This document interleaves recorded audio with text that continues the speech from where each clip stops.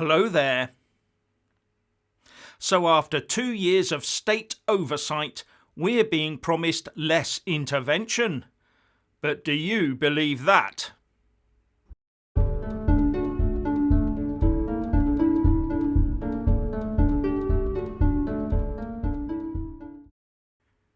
So there we have it. A minister has come out and declared that our government is going all small state and will hugely cut back on the size of it.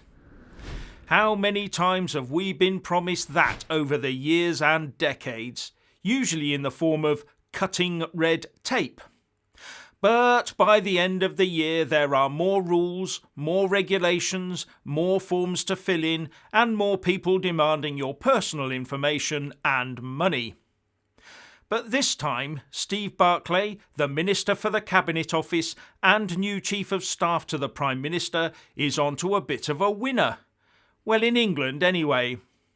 People have grown so used to the tight pandemic rules that even just loosening them will, to many, appear as having more freedom. In fact, just easing them 50% would have done that job.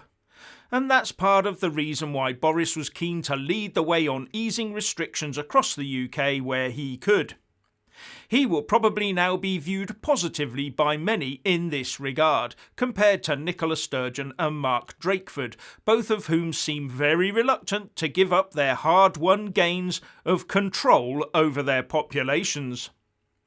But I'm not sure about this statement by Barclay in a Telegraph article that the Tory government will now head back towards a small state.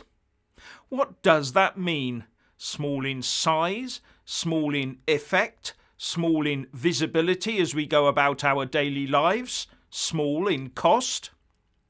Most people don't actually regard a big state as a problem, as long as it's affordable and targeted on what really matters to ordinary people. Take the NHS for example. Can it ever be big enough in some people's eyes? Do we want more police officers and teachers, or more diversity officials?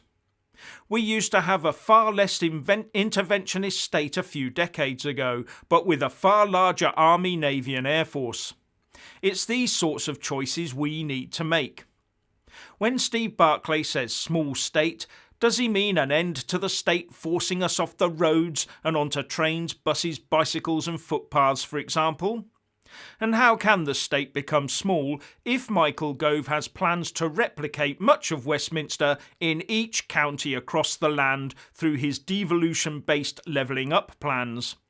I foresee more politicians, more officials to support them and more advisers. But these will all be built up slowly after our freedoms have been partially returned to us under the guise of relaxing pandemic regulations. So the danger is we might not notice future state expansion, except for the burgeoning cost of it.